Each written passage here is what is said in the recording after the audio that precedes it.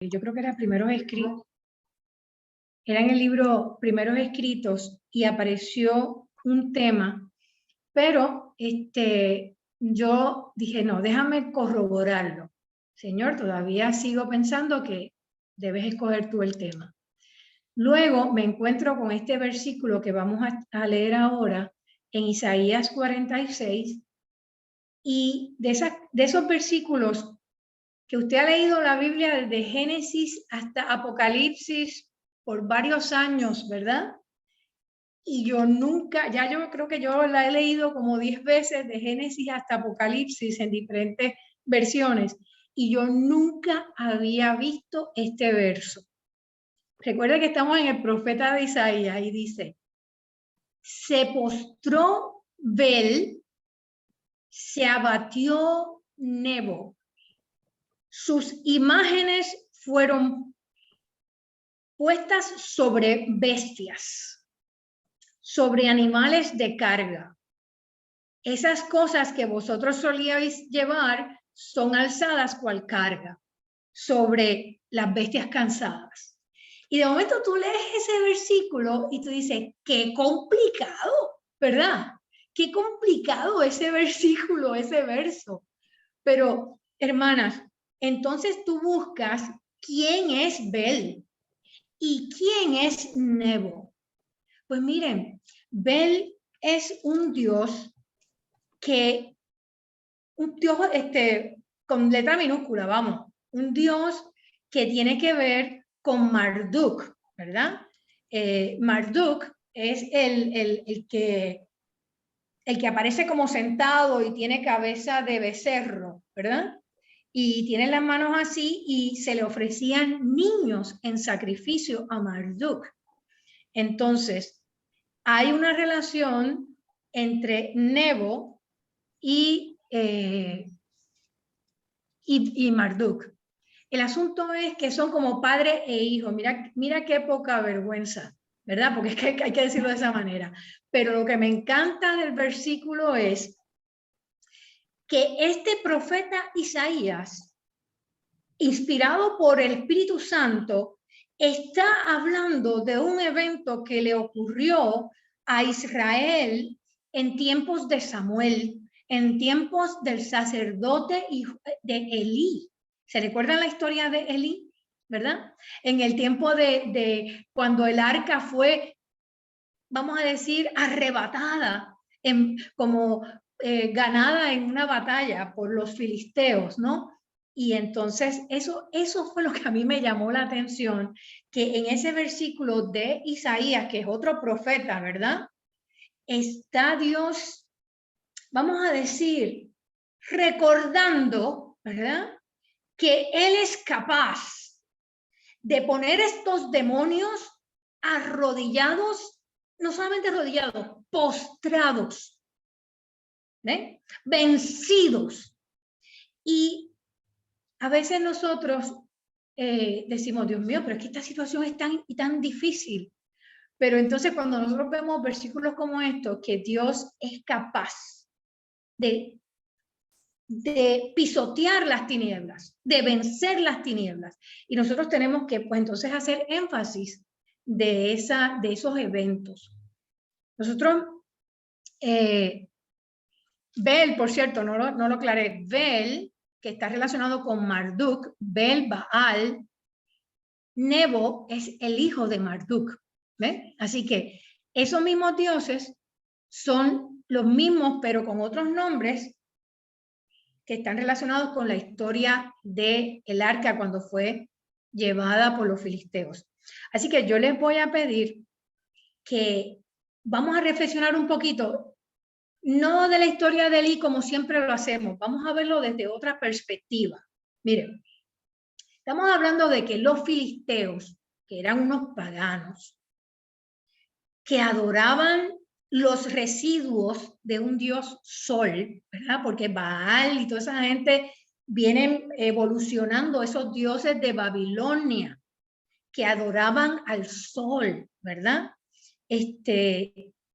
Ellos muchas veces habían vencido al pueblo de Israel y lo convertían en siervos. Entonces ellos se pasaban en unas guerras entre Israel y los filisteos. Y la guerra era ¿quién dominará a quién? Si Israel dominará o dominará los filisteos. Y es que el mundo, desde que hubo esa batalla en los cielos, el mundo ha heredado esa batalla entre la luz y las tinieblas. Una guerra constante entre el bien y el mal. Acompáñenme, vamos a Primera de Samuel 2:12. Vamos a ver unas cosas que mira que yo he estudiado esta historia de Elí, ¿verdad? Nosotras las madres la hemos estudiado muchísimas veces, pero hay unos detalles aquí que yo quiero compartir con ustedes de esta historia. Vamos a empezar en el capítulo 2 de Primera de Samuel y nos vamos al verso 12. Dice, los hijos de Elí eran hombres impíos. Eran hombres impíos. Mire que yo he escuchado la palabra impío. ¿Algunos de ustedes saben cómo se dice la palabra impío en hebreo?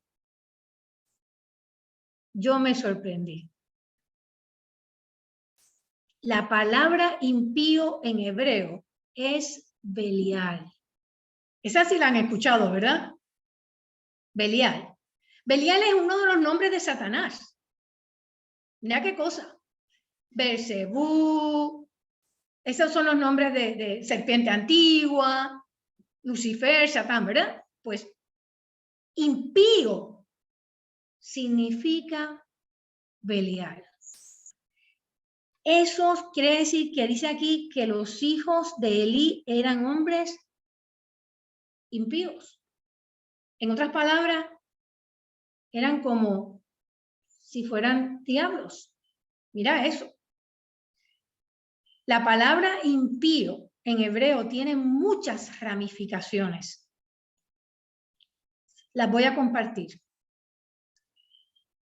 La primera es sin ganancia. Son gente sin ganancia. O sea, ¿qué es la antítesis de sin ganancia? Que son pérdidas. Son pérdidas. Inutilidad, destrucción, maldad, injusticia, malo, malvado, perverso, pestilente, una pestilencia. Sinceramente decía, no sirve para nada. Iniquidad, se usa en relación a una enfermedad también, que juran en falso, promueven la rebelión. Y es interesante porque Disney, y perdonen que yo tengo una guerra con Disney, y ya yo creo que el gobernador de Florida también, en sus muñequitos le enseñan a los niños que es bien bueno rebelarse. Que el rebelde, wow, ese es el más chic, ese es el que está bien, el rebelde sin causa. Qué interesante, porque le vende a los niños que la rebeldía es algo bueno. Entonces, sin embargo, la palabra impío, que significa diablo, Belial, está asociado a la rebelión.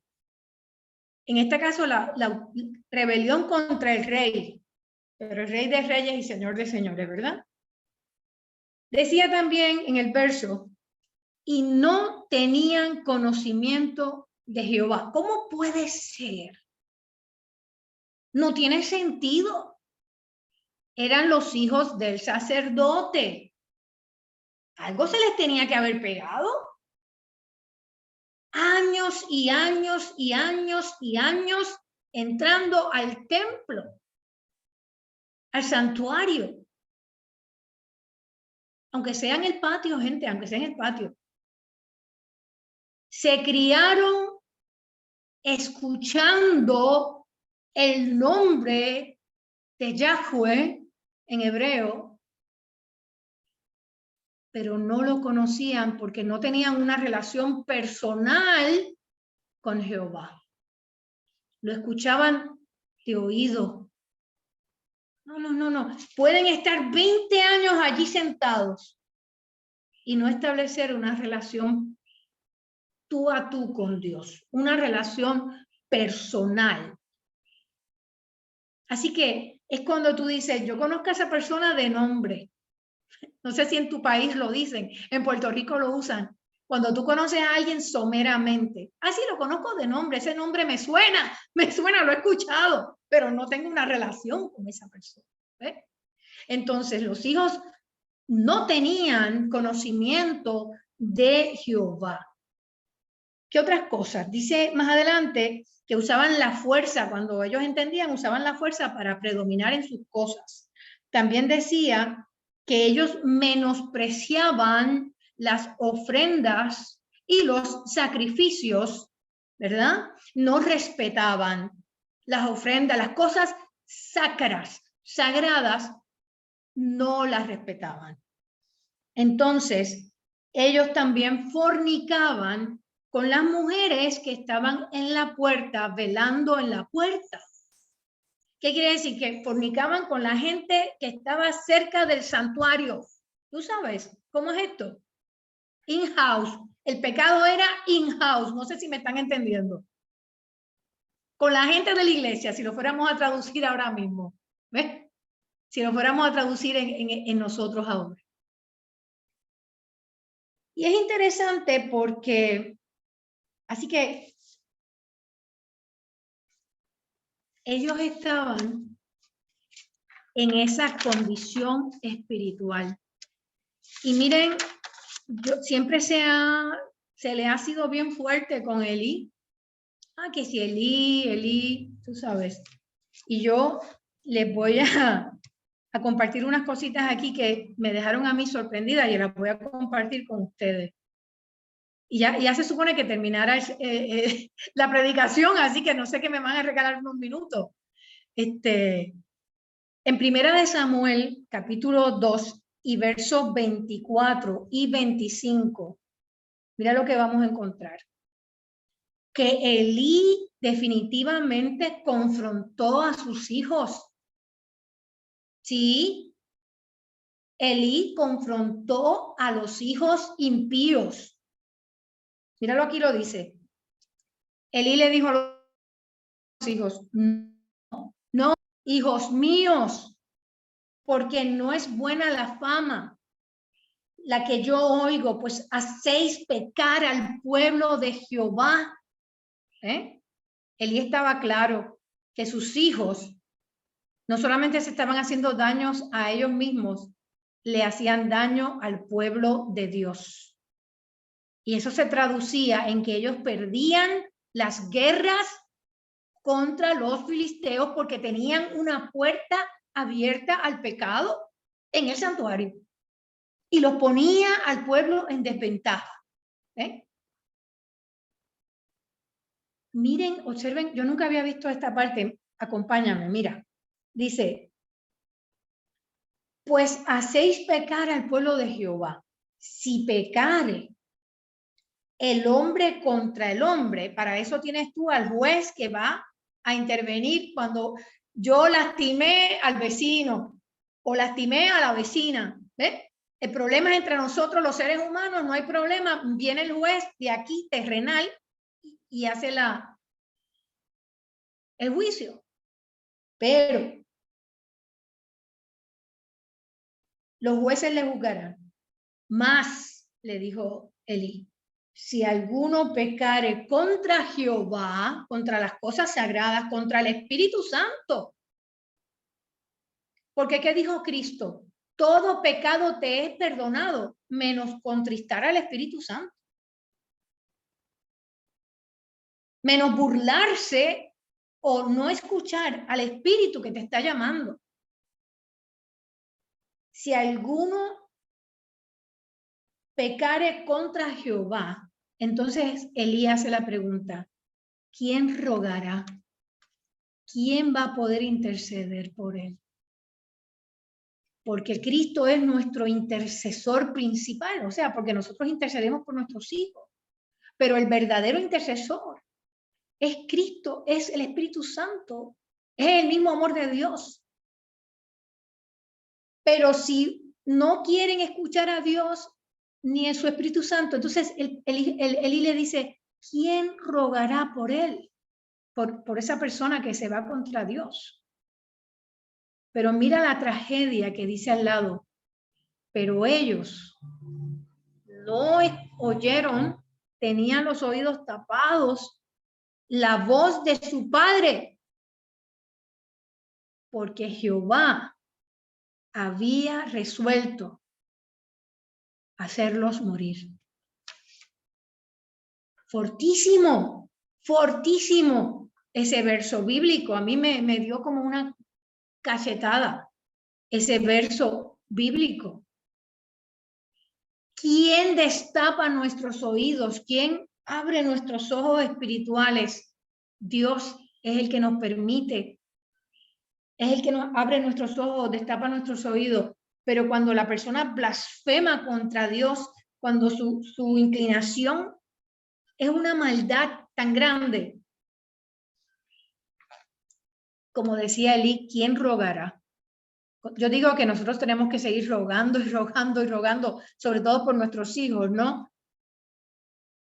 Mira qué interesante la reflexión que Dios entonces hace con Elí directamente. La confrontación del Padre Celestial con el padre de los chicos. En el verso 29 del capítulo 2 dice, ¿por qué habéis pisoteado mis sacrificios y mis ofrendas que yo mandé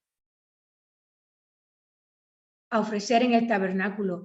Y esto es lo más que me chocó, has honrado a tus hijos más que a mí. No tendrás dioses ajenos delante de mí. Cuando tú pones un ser humano por encima de Dios, aunque sea tu hijo, se convierte en tu ídolo. Y lo pones en una circunstancia muy difícil, porque Dios dijo, no tendrás ídolos delante de mí.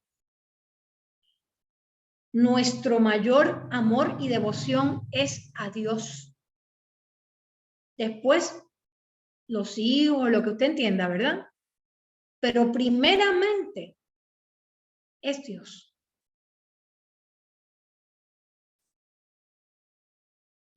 Fortísimo, ¿verdad que sí? Estos versos son demasiado de fuertes. Y dice, y ahí entonces él le dice, le quita la bendición. Le quita la bendición a Elí y le dice en ese momento que sus hijos iban a morir el mismo día, cosa que se cumplió al pie de la letra. Vámonos para el capítulo 4, porque tengo que avanzar, no tengo toda la noche aquí para estar con esto, pero no puedo dejar de decir esto. Cuando en el capítulo 4 ellos han perdido, Israel ha perdido la batalla. Imagínate, con ese trasfondo espiritual que había en el santuario, se había abierto una brecha al pecado y el pueblo estaba pagando las consecuencias. Mira lo que dice aquí en 1 Samuel 4 y el verso 3. Los ancianos de la iglesia dijeron, se les ocurrió algo, se les ocurrió decir, ¿por qué nos ha herido hoy Jehová delante de los filisteos? Se estaban preguntando, ¿verdad? ¿Por qué será? Vamos a traer el arca para el campamento acá. Y mandan a buscar el arca y la llevan al campamento israelita. Los israelitas gritaron tan y tan fuerte que la tierra, dice aquí, tembló. ¿Ok? Dice aquí que la tierra tembló. ¿Y quiénes se murieron de miedo? Los filisteos. Dice, ¿qué voz de gran júbilo es esta en el campamento de los filisteos? Vamos a leer desde el verso 5. Capítulo 4 de Primera de Samuel, verso 5, leo. Aconteció que cuando el arca del pacto de Jehová llegó al campamento, todo Israel gritó con tan gran júbilo que la tierra tembló. Cuando los filisteos oyeron la voz de júbilo, dijeron, ¿qué voz de gran júbilo es esta en el campamento de los hebreos? Y supieron que el arca de Jehová había sido traída al campamento. Y los filisteos tuvieron miedo porque decían, ha venido Dios al campamento. Esto se convirtió, señores, ya no era una guerra de hombres contra hombres. Ahora era una guerra del dios Dagón, de Bel, de Baal, de los demonios contra Dios. Y estuvo mal de los israelitas porque se creían que era el amuleto de la buena suerte. Y en ese sentido ellos definitivamente no ganaron esa batalla.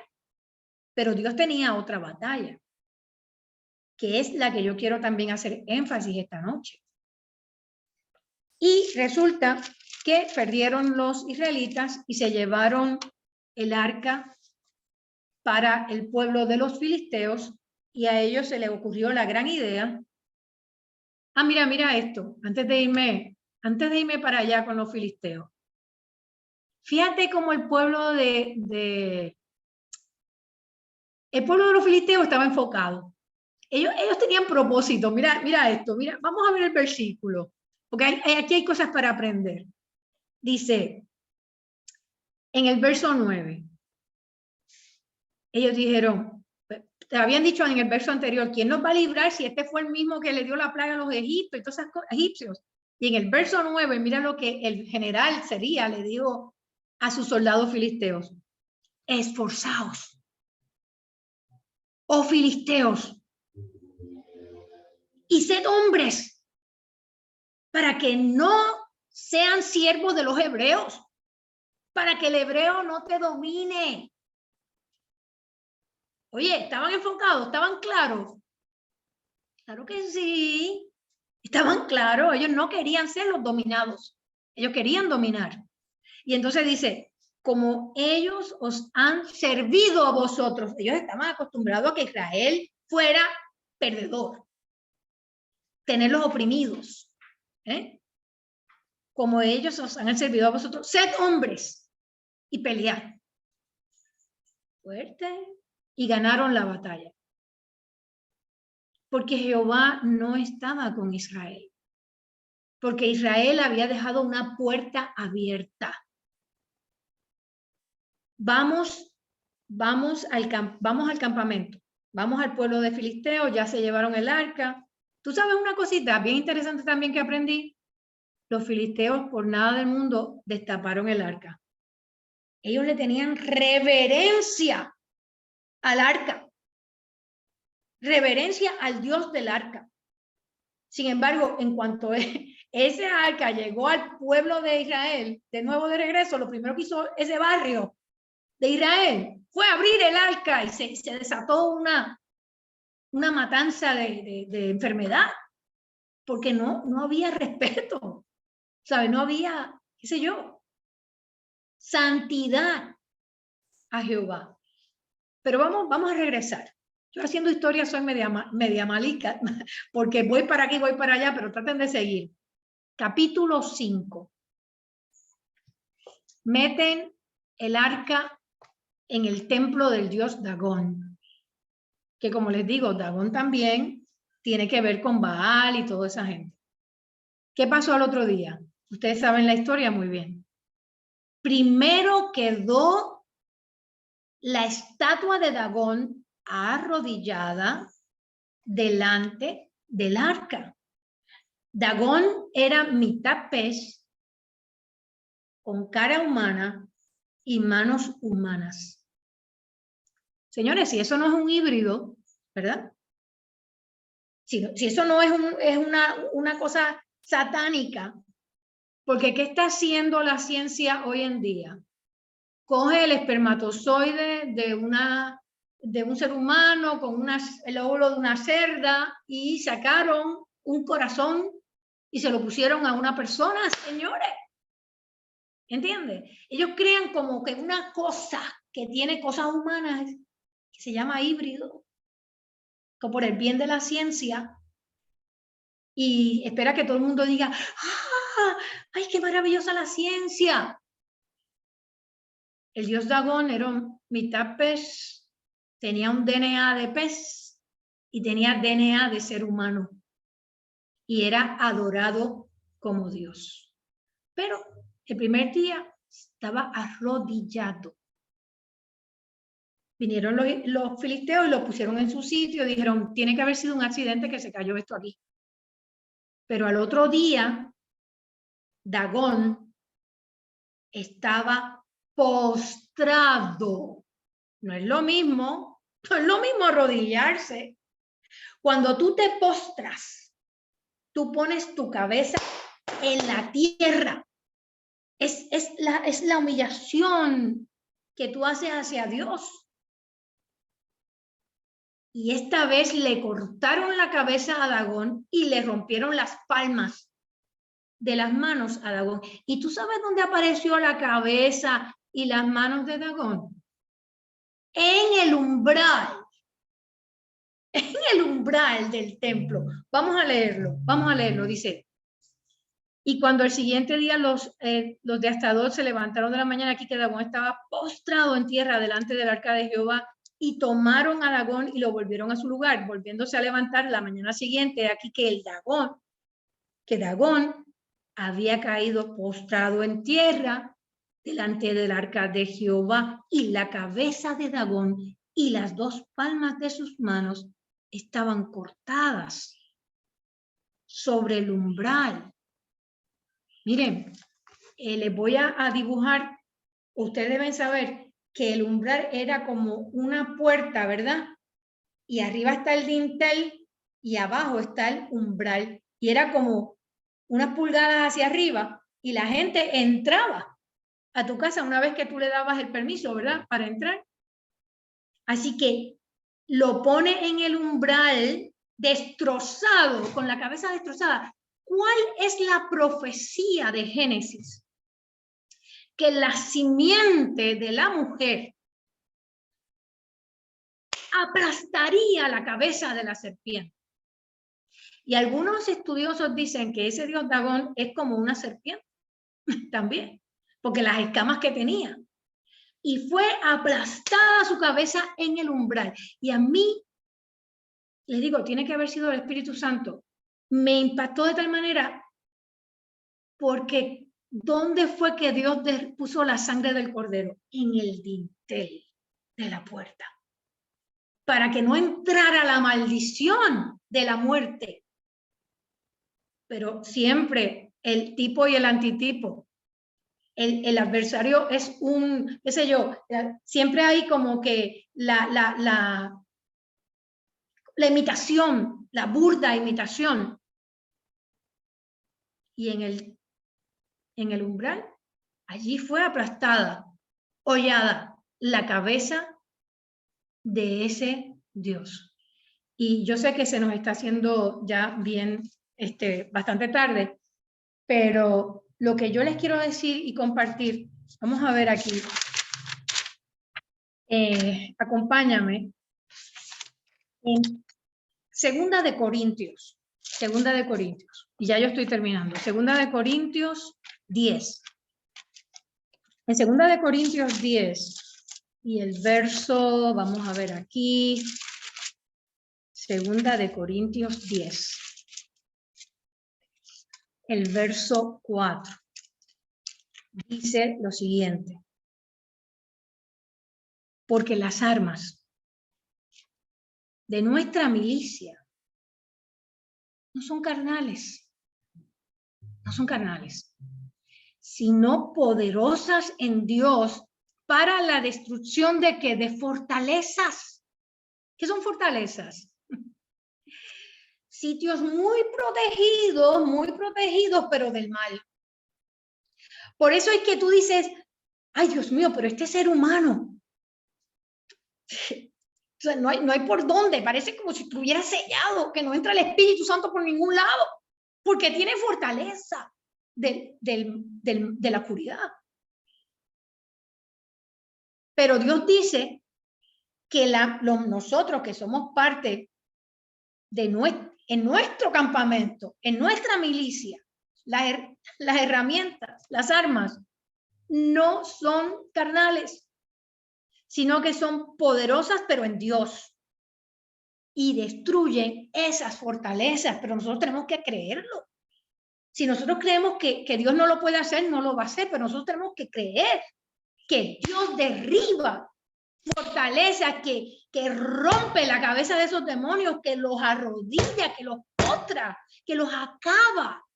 Tenemos que tener fe en que el mal es vencido por el bien. Y que al Espíritu Santo no hay quien se le pare de frente, porque a los dioses los derriba. Eso es lo que decía Isaías. Postré a estos demonios. ¿Qué fue lo que hizo Cristo todo el tiempo? Isaías 58. Suelten esos lazos. Alguien dijo por ahí, esa muchacha está atada. Suelten esos lazos. Para eso nos mandó Dios. Suelten esos lazos de iniquidad, de impiedad. Liberen a esa gente con el poder del Espíritu Santo, pero tienen que creerlo. Tienen que creerlo, que de verdad son madres intercesoras. Y no solamente que usted tiene que tener un hijo para ser intercesora. Todos esos jóvenes necesitan que alguien ore por ellos y los pida liberación, creyendo que el Espíritu de Dios es fuerte y poderoso para liberarlos. Entonces dice, derribando argumentos. Óyeme, ¿por qué? Porque hoy en día la guerra es cognitiva. Esa palabra, mi amiga Dominga, ¿verdad, Dominga? Cognitiva, conocimiento, ideas. Hoy la guerra es una guerra de ideas, de pensamientos. Netflix, Hulu, Prime, Disney, se mueren por insertar pensamientos en los hijos del pueblo de Dios. Se mueren por hacerlo. Nuestra guerra es de pensamientos, es una lucha mental de pensamientos. Dice aquí, sino poderosas en Dios para la destrucción de fortalezas, derribando argumentos y toda altivez, ese orgullo satánico que hizo caer a Lucifer de los cielos. Él quiere que ese orgullo esté en el alma de nuestros hijos y por el conocimiento. Son tan inteligentes que no pueden entender que Dios existe. Son tan y tan brillantes que la ciencia no les permite aceptar que son una criatura de Dios. Son tan y tan inteligentes. Y toda altivez que se levanta contra el conocimiento de Dios.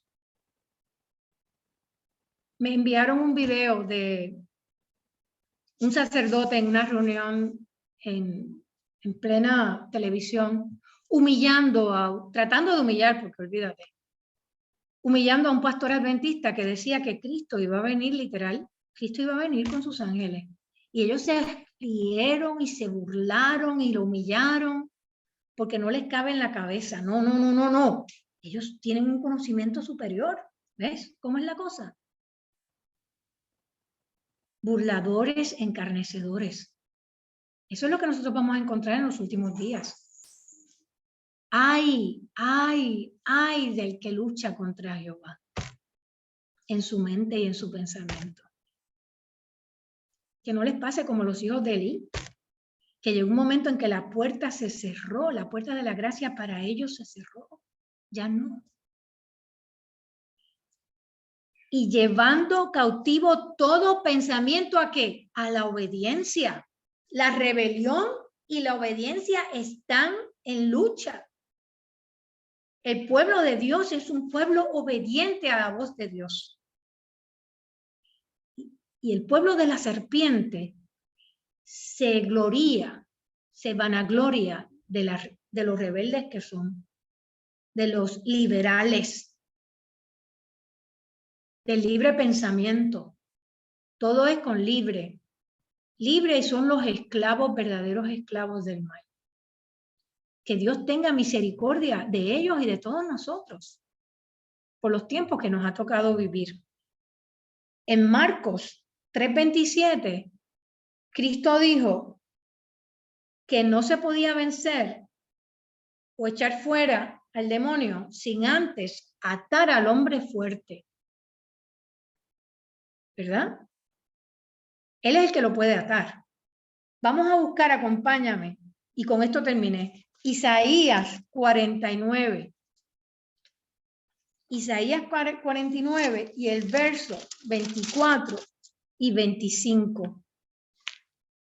Dice, el profeta se cuestiona por medio del Espíritu Santo, ¿será quitado el botín al valiente?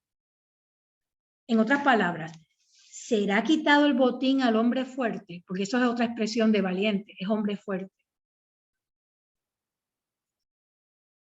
Que el demonio a veces se ha llevado a nuestros hijos como si fuera botín, como si fuera el arca. Se cree que puede llevárselos. ¿Será rescatado el cautivo de un tirano? Pero así dice Jehová. Así dice Jehová.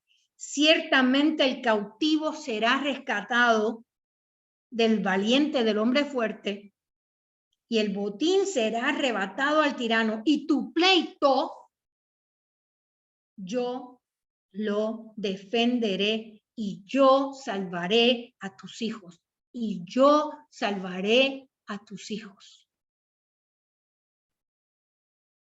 Hay que creer esta promesa hay que sabérsela de memoria, hay que escribirla por todos lados, hay que ir a ella, que Él salvará a nuestros hijos. Señor, yo voy a seguir trabajando en tu obra, haciendo las cosas que tú quieras, porque de mis hijos, yo te los encargo a ti.